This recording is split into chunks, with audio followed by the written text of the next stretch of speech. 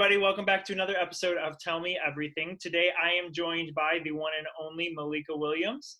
She is the CEO and founder of the Live Outreach, her nonprofit. And today, we are just going to talk about everything about the nonprofit, how she found it, her inspirations, and a big congratulations because she is officially a graduated woman with a bachelor's. Remind me, where did you get your bachelor's from? Ferris State University. Fantastic. Ferris State University. So it's great. And another nod was Malika and my other friend Ty were the two women that were on my very first episode of Tell Me Everything. And we kind of like touched on Black Lives Matter and the role of a white person with the movement. And it was really cool because with the climate how it is now, I'm excited to talk to Malika about a little bit about that. And I urge everyone who is listening, who is white, go to blacklivesmatter.com. There is endless resources on everything you could think of, information to educate yourself, petitions, everything you can do to help end white supremacy. It's a great place to start, to look up books, information, all of that stuff. So I guess we'll just get started. Welcome again. Welcome back, I should say. I guess my first question would be, you know, you've had the Live Outreach. How long have you had that? And I'd love for people listening just to kind of get a basic, a basic rundown and information on what it is, the nonprofit. Okay, the Live Outreach was established July of 2014. It was established originally, it was a thought that I came across that I really had been really itching to like invest in and really push further, but I really kind of was like skeptical on top of I didn't have the necessary resources to pursue it. But I just kind of went out there on faith and basically founded the Live Outreach. Now, the Live Outreach is basically a nonprofit organization that focuses on teen girls that's in the foster care system that is transitioning from foster care to independent living, or we also assist young women that are in unforeseen circumstances, so they don't necessarily have to be in foster care, but ultimately that was my target market was foster children. What encouraged me to basically target that specific demographic was because I was a foster child. And I know that it was a lot of resources and things that were very limited to me as a young woman transitioning in the city of Detroit. It was not a lot of resources as far as, extending what my future would be. And so that's what really encouraged me to want to be, involved or be that resource. Yeah, that's incredible. That's amazing. And so you are now right now everyone's on hiatus because of the pandemic. But before you were a manager for the housekeeping department for the Detroit Foundation Hotel, right? Correct. Okay, very cool. And then while you were going to school and while you're raising your kids, incredible things, doing it all at once. Do you feel like coming up through that system and wanting to be that resource for people who, are in that same situation? How did that change your outlook when you decided you wanted to be that resource for somebody else? Like what you wanted to focus on when you were building the nonprofit, and when you first thought about creating this nonprofit, who did you reach out to? What did you do? I think for people listening who want maybe to start their own nonprofit, I think that information would be really cool to hear, is like basically how did you go from the idea to executing it? So what I originally first started doing was I started volunteering, because one of the things I thought would be resourceful for me would be to, identify these different facilities that have these people that this demographic house. So I knew that Vista Maria was one of those facilities because I actually used to be a young lady in that facility. So I reached out to somebody and said, hey, I want a mentor, what's the requirements, how are you eligible? And it, of course, you got to kind of do like a background check through Mm-hmm. DHS, through, Child Protective Service. And then you also do like a TB test. And then you basically have to commit to, coming consistently for an executive amount of time. So I believe it was like 12 months. You have to commit to coming at least once a week, for so many hours every week. And so I started off doing that first, going into these facilities, and they would assign, the mentors to be with mentees. And so I had, a couple girls that I would visit at the facility, That's incredible. and I established a relationship then.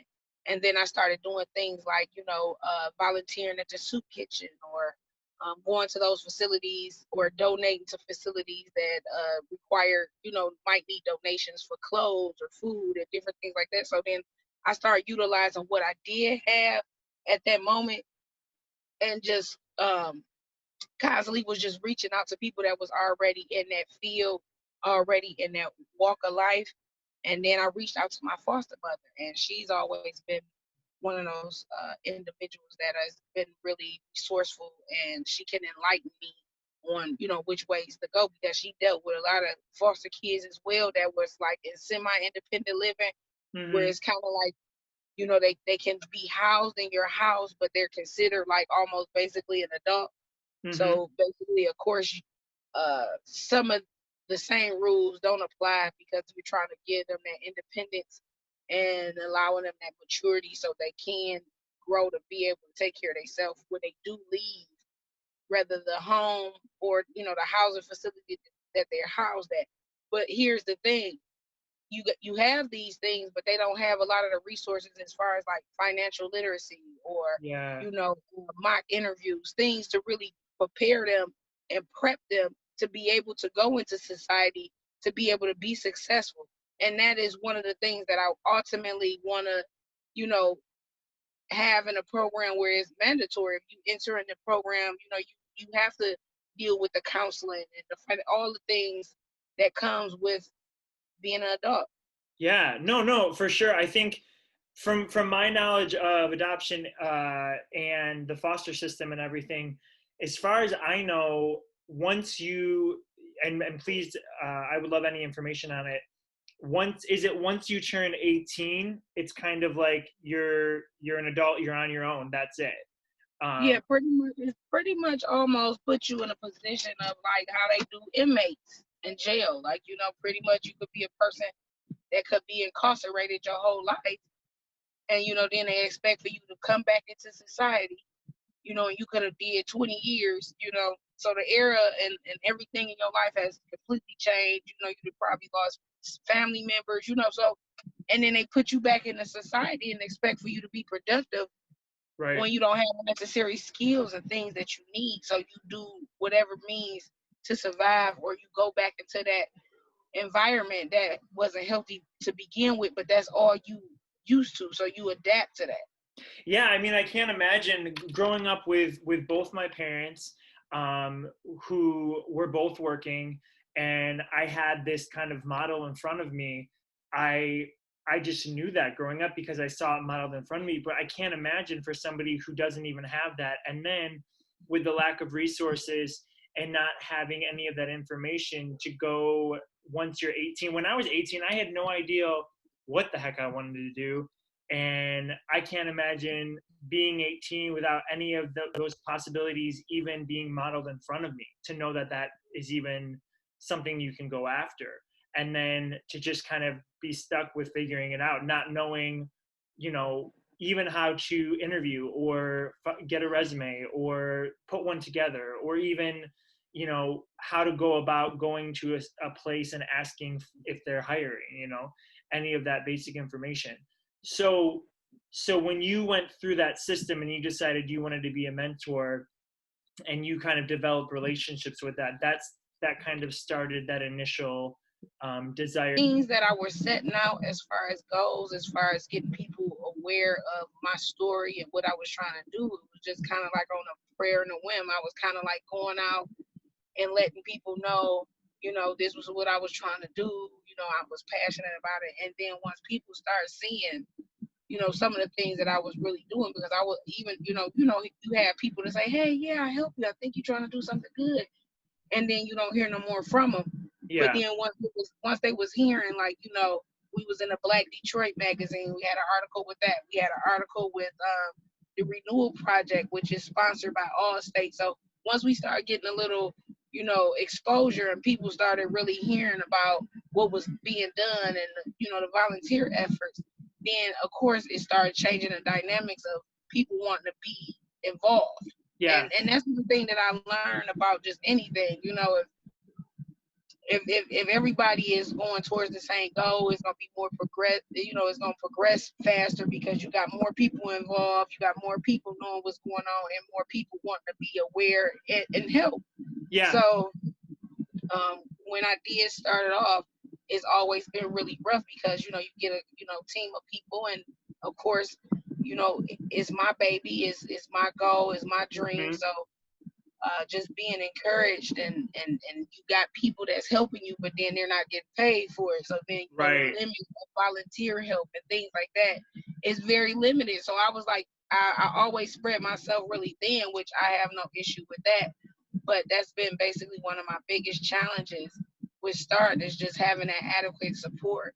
And then you are already in a city that is very in a dire need for Yeah. a lot of things. You know what I'm saying? So Mm-hmm. it's like the need is there, but you got the resources there. It's like, it's so many challenges. And then when you face in a city where they, it's a lot of traumatic things that has went on, and, Mm-hmm. and it continue to go on. I think you're right. It's hard too, because there are so many other needs in the city. And I think you put it perfectly. Whenever it's your vision, and it's something that is a conviction for you, it's always hard, because no one's going to work as hard as you. No one's going to see that vision as clearly as you are. So to get people in your corner, it's really about trying to show them that passion, show them that conviction in a way that can get them on board. And like you said, once you have more people on board and more people in your corner and more resources, the train can start kind of moving faster. Now, what would you consider was your first big event with the Live Outreach, with the nonprofit? Well, I actually had a few successful things, as far as one of the ones, I had an entrepreneurship, like a networking event, where I charged, maybe I want to say like $25 a ticket, but that included, like, wine, and hors d'oeuvres, a fruit tray. They had options to eat and drink, and it was basically an opportunity for people that were trying to be business owners or entrepreneurs to Mm-hmm. network with entrepreneurs. That was a really successful event for me. And also, every year we would do a skating party, and that was like one of our main fundraisers. And even if we didn't get a lot of people to actually physically come, we did get a lot of people to participate Yeah. in purchasing tickets. And so what I would do is, say, for example, because a lot of adults like, hey, skating really not my thing, but I support it because I think you're doing something really awesome. So what they would do is purchase a ticket, and all the tickets that people would purchase but wasn't interested in actually attending the event, I would find a foster care agency and basically donate the tickets to a foster care agency, so they could provide it for foster parents and foster children, if they wanted to bring the kids, That's for amazing. activity. So I enjoyed that. I also enjoyed, we would do a garage sale, and with the garage sale every year, I would do a shout out to everybody. Hey, anybody doing any spring cleaning? Anybody moving? I would wait till around the time the weather would break, about March or April, and then I would advertise that for about 2 months. And so I would get all these different donations, clothes, baby items, household items, all type of things.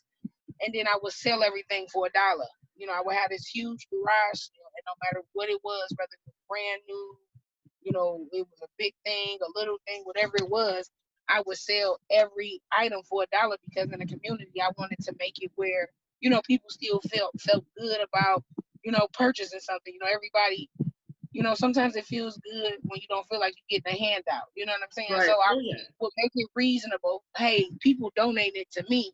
I'm just trying to make a few dollars to keep my organization functionable. So of course I want to make it reasonable for the people in the community. Yeah, And people. that's so smart. That's so smart. Like you said, for so many reasons, because you're getting money to pour back into the nonprofit, to build that and hopefully make that more successful, and you're also giving people the opportunity to get great things for a good price. And it just is kind of like kill two birds with one stone mentality. How did you come up with that, or was that just something you thought of?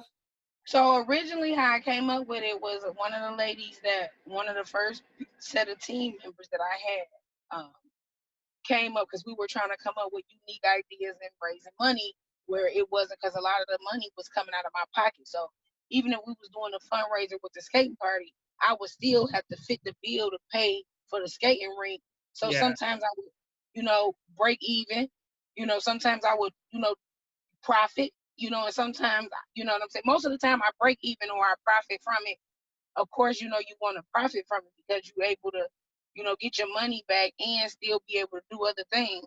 Because of course, maintaining a website and maintaining a PO box and all of these little things still consist of money. for sure. And then like I would take, some of the girls that I mentor on field trips, like to the science center, different things like that. And I found that, when you are a nonprofit, you can utilize a lot of those resources and how you can get things discounted and things can be free. So I try to utilize those too, all those resources for the nonprofit as well. That's just like, for an example, I didn't have an actual physical location. So Hmm. I would utilize the library Oh, because nice. the library, is free for Hmm. nonprofit. So those little rooms and different rooms that they Yeah, have in the meetings. library, they will allow you to utilize them to use your sessions or the workshops that you were conducting in those. So just utilizing all my resources and things like that. But uh, originally with the garage sale, someone said, "Hey, let's see if we can get some people to give us some old stuff, and then we sell it." And it kind of was like something that started off, but then it ended up being really huge because I started getting so many items to the point where, like, I got a garage full of just donated items full of stuff. Hmm. So in order to really get it off, we're like, hey, why go through all of this stuff and try to price it one by one when we should just sell everything for and then we just came up with a dollar, like everything's a dollar. So I love that. That's so smart. Now, we've talked about the Live Outreach, before everything happened with the pandemic when we were working together, and I was so impressed by what you had started with that and what you had created. And I'm really excited for people to hear this story and your ideas for it, because I want people to be able to donate, to be able to build up this nonprofit that you started on such a beautiful idea, to help people that understand that you had been through the program yourself and you want to help these people, specifically kids in the system. Now, for everyone listening, what would be your ideal situation for the nonprofit? If we're talking big picture, what would you love to see with the to Live be Outreach? completely honest, my ultimate goal would be to basically be like basically having a program where rooted into a school where I'm like rather I'm running like basically my program. Most of the kids that I'm uh, touching are kids that are in school. I want to basically put myself in a position where I'm already rubbing elbows with people who are dealing with kids. So that's just like with school, you're gonna get a vast demographic of kids that might have, personal issues at home that's going on. And then you're gonna get the foster kids that you're looking for. So every demographic of kid that you need is gonna be in like a school setting. You know what I'm saying?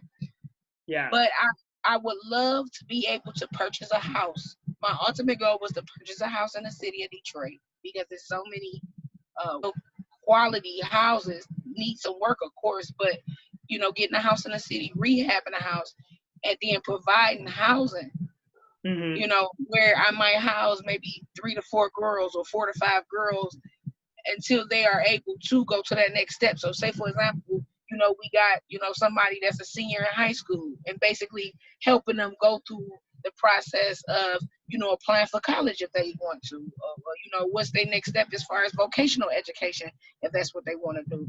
If they want to obtain a driver's license, or you know, just basically getting them to the next step, and basically setting specific goals. And as we going through as they going through the process and the program, we checking off things that we accomplishing. So it could be, you know, hey, I want to get, you know, I want to obtain a job. You Yeah. know, okay, we got that. I want to get my driver's license. We got that. You know, I want to, you know, apply for college. I want to, you Yeah. know, go on a college tour. You know, just different things like that, and being able to be well connected with other organizations that might specifically get us to those different goals. So you might have an organization that pays for driver's license. You know, you might Mm-hmm. have an organization that their main thing is vocational tours. That's what they do. They, you know, they take underprivileged kids to go on college tours, you know, or whatever. So just being able to be well rounded and connected with like minded people who understand the significance of the kids in the community and how we all can utilize our resources and knowledge and come together so that it's all powerful. So, you know, pretty much the kids win, because that's really ultimately at the end of the day, that's really what my goal is. Yeah. Because what I do understand is being in this type of work, you know, it's not, you know, it's not always the parent, you know, it's not always the kid situation either. So being that outlet sometimes, of being that extra person Yeah. for kids, because you know, even with me being the type of individual that I am, my kids still don't feel comfortable enough communicating with me. So it takes a village to basically be successful with it. I just more focus on the underprivileged kids, like Yeah. foster kids and things like that, because I feel like they be so well washed up. You know, Mm-hmm. nobody never thinks to really think about all the traumatic things that they actually go through. And by me being a person of that, an adult that has still had to basically live with traumatic experiences and not having an adequate resources so that I could be successful like that, has set me back. You see what I'm saying? Yeah. Oh yeah. Like I feel like I still accomplish a lot of things, but I feel like if I had more of the resources that I needed, then I would have been way past a lot of the things now that I'm just not learning now, if that makes sense.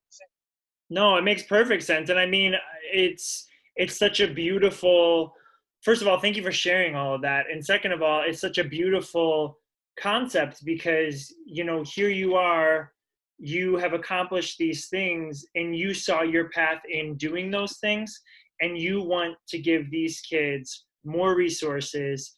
You want to give them behavior that's modeled in a way that can make them more successful.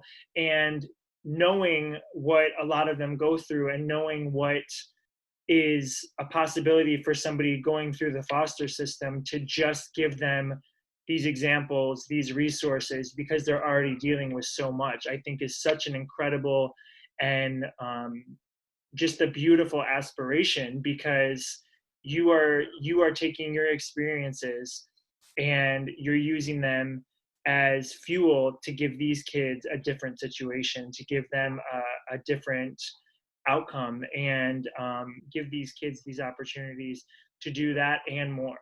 And I think it's amazing. I think it's really, really honorable. So thank you again so much for sharing that. And yeah, I'm so grateful that you were able to talk a little bit about the nonprofit. Um, I think I think people listening today hopefully will be able to get on the website, which I'll have in the YouTube link, and you can go there. The information's on there. Is there anywhere on the website for them to donate, or is there a link, or is that something that they would just email you?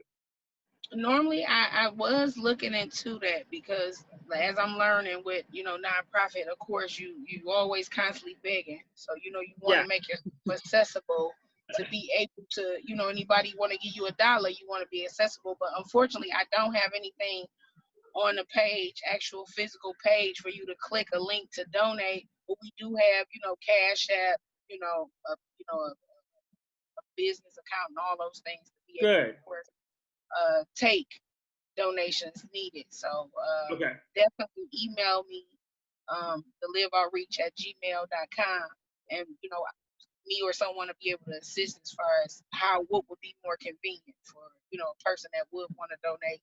And a lot of times people want receipts and things like that to identify that they did donate, so they could use it for tax purposes. Okay, perfect. Yeah. And then I guess my last question, I love asking everybody on this. You have shared so many just like beautiful aspirations you have for this nonprofit and the reasons you started it, the inspiration behind it. And I always like to share with people. So I have, in the last 2 years, recently found how important meditation and yoga and just self-reflection is, just to really take time to quiet yourself, listen to what you're doing, how you feel, be still. And when I do those things, whether it's a workout or yoga or actually sitting in meditation or a long run where I can kind of think of those things, I try to focus on the love and light in my life, the gratitude that I have for the people in my life. You have shared today so many beautiful things about what the Live Outreach stands for, what you hope to accomplish with the Live Outreach, what you hope it will be in the future. What is, if you could sum up in a few words, what is the main love and light of the Live Outreach? I would say passion. You got to be passionate for the people, and you got to be a person that's really not judgmental, and a person that really had different experiences where that is relatable. And I feel like with anybody, we all have things that have been traumatic.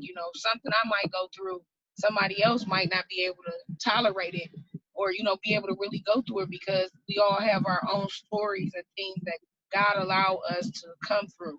Yeah. So the reason why I say passionate is because it's not a type of thing that you looking for a reward for. Yeah. You can give somebody all that you have and still, get spit in your face. Mm-hmm. So one thing about helping people and being a person that's in a community, an advocate that's in a community, that is not something where you feel like it got to be something that's self-rewarding for you. You got to feel good about it, that you know that you did all that you could, and that's all that it is. And that's with anything in life. So, yeah. Being, like I said, passionate, being genuine, like, really sincerely, not having a motive or no intent. Your intentions is really to help, and regardless of what the outcome might be, as long as you went in, like I said, pure-heartedly, knowing, I just feel like everything else will follow. So no, I love that, especially because you're saying what is so important is if you're going in and you're not focusing on like, I gotta have like these high goals, I gotta be the one that's like looking like the good person, I'm doing these good things. And because all while I'm trying to accomplish these goals, I'm going through so much of my own personal stuff. It makes absolutely no sense. It's like, how am I even holding everything all together and still going through this with my personal life? That's just like, even with the Live Outreach, I got 2 basically adult kids that I'm having, complications with. And it almost makes me feel, unsuccessful, because how am I going to go out in the world and help other kids when I'm having issues with basically helping my own kids? So, a lot of times people don't understand, as people that's leaders, people that's in a community, that's even with Black Lives Matter and these people marching, all of these people still got their own personal things that they still dealing with behind closed doors, when they lay down, or when the door closed, or when the lights off, that they still got to be faced with it. I think a lot of times people be so self-centered that they don't think of it like that. You know what I'm saying? So that's why people are looked at so harshly when they leaders, because it's like you expect this person to know everything. They, you think so highly of them. So when they make a mistake, it's almost like, well, why would we listen to you if you can't even, but you human? So I just think that a lot of times people, like, hey, it might be 20 people I touch, but it only might be one that really take what I'm saying and be okay with that, because everybody ain't gonna be able to be saved. And you're not gonna be able to save the world, and everybody is not gonna be have this expectation like you doing. Like, when I go out and do something for somebody, I'm sincerely doing it for them, not to get no recognition or because I feel like you need it. But then you have people that take advantage of a person like me. Oh yeah. So, you know, they take advantage of people that really want to help people that want to come out of their situation. So that's why I say at the end of it, you just got to be a genuine person, because you're going to get some good and some bad with that. I mean, Yeah. especially like I said, with helping people. Yeah, well, no, and you hit two great points. One being what you said so beautifully at the beginning of that was you have to go in with a genuine and a passionate heart to make a change, regardless of what will happen initially or even down the road. Because, like you said, if you hit, you know, you could talk to 20 people, you could go in genuinely and try to be helping like 20 people, and one person, you might only actually reach one person, and whatever that may look like, whatever your hopes are in helping, you might actually only reach one person. It doesn't mean that you're a failure, it doesn't mean that you aren't effective. It just means that you're going in with this genuine passionate heart and trusting that what's going to happen and what good and what light is going to come out of that is going to be that. You can't go in with an expectation. You can't tie yourself to a result, because then you're going to throw away the rest of the work that you're doing. And that's the important part, is the work. And then the other part you're saying too is that it is going to be what it's going to be at the end of the day. So if you are genuine and passionate, it's going to be what it's going to be. And you can't change that. I can't change that. But what you can just do is focus on the intent and the passion and the drive. If that is all genuine and that's based in love, it's going to be what it's going to be. But you can walk away from that situation knowing that you put in your genuine heart and your genuine love in that. And I think, and that's what, you know, I wanted to touch on earlier too, is what you were saying, how so many of us, especially as a white person with this movement, I will get very nervous because I'm like, oh, I don't know, like the right things to say, or I don't know, I want to be this thing, I want to make a change, but I'm not sure. And you put it so perfectly, because it's like, we don't have to be perfect in this situation. You don't have to be looking like a certain thing or doing a certain thing. If you're genuine and you're trying to make a change, and you're trying to be part of that change, that's all that matters. And then the rest will kind of come. You'll stumble, you'll get back up. All of it will happen if you are going into it with a genuine drive and a genuine passion. So I love that. I think that's so true. And I'm so grateful that you were able to verbalize that, because I think that people listening to this, especially white people in this movement that is so powerful and that is so necessary right now, need to hear things like that, because there's so many people that are so afraid to get out of their comfort zone to make a change, to make a difference. That's the real thing that matters. I actually feel like being woke or being, you know, aware is one of the first steps as far as, you know, the racism thing go. But you don't know your neighbor personally, other than y'all might see each other and maybe wave here and there. So if you don't really know somebody on an intellectual level or a personal level or anything else, you only gonna go by statistically what they've been telling you anyway. Yeah. So I feel like that's the first thing, is being aware that it's an ignorance with that. You know what I'm saying? Because every black person is not ignorant. Every black person is not violent. Every black person, you know, but realistically, this is the statistic or the stigma that they put on us. Like, you know, you're a black woman, you know, we wear all, you know, fake hair and fake lashes. We don't got this, we don't got that. You know, it's just a stigma about us that is not necessarily true. Yeah. So that's the only thing that I wish that people that were racist, I would love to be like, hey, have you ever encountered a black person before? Like, have you ever really had a conversation, or have you ever, like, what would be something deep rooted for you to really dislike a black person? Like, really, what is it that you dislike about a black person? I feel like once we start being able to pull back those layers, then that's when really you'll be able to identify how ignorant it really is, be able to discuss these type of things. If you never took the initiative to say, hey, I'm gonna step out of my comfort zone, because most white people are uncomfortable with discussing about Black Lives Matter and all of this and that, because, you know, don't nobody really want to talk about all the underlying, you know, stuff that it comes with. No, for sure. I completely agree. And I think that's why it's you know, it's so frustrating.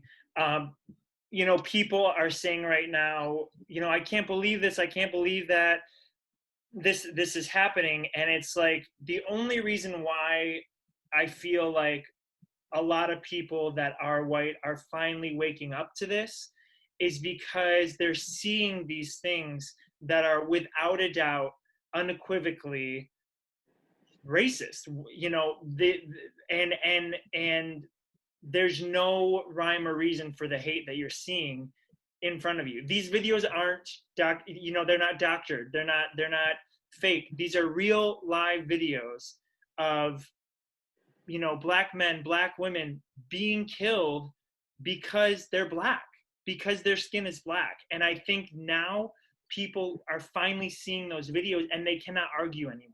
They cannot argue anymore that it's just, well, you know, it's this or that, or they're you know, going to a store and they may or may not have stolen something. It doesn't matter. It doesn't matter if someone is stealing something. It doesn't matter if any of that is happening. It's the fact that from the get-go, someone was profiled because of the color of their skin. All the people that have been saying, well, you know, it's not like racism really doesn't exist. It's not that bad. Da, da, da. No, you're seeing it play out on, and this is not like 15, 20, 30-year-old videos. This is videos of like last week, last month, months ago that are happening. And, you know, it's just, I'm glad that people are finally starting to wake up, but I feel like it's really sad at the same time.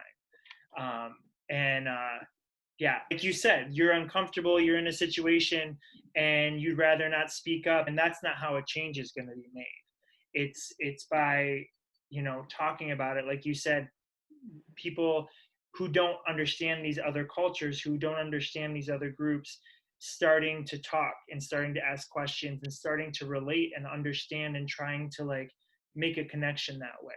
So yeah, but I'm so grateful that you took time out of your busy day to talk about the Live Outreach and all these amazing things that you're doing with it. I hope you stay safe, and yeah, hopefully we'll talk soon. You got to come to New York and visit me. Yay! You know I am. I like it. All right. Well, I love you, Malika. Thank you so much, and I will talk to you later. All right, love you too. Thank you.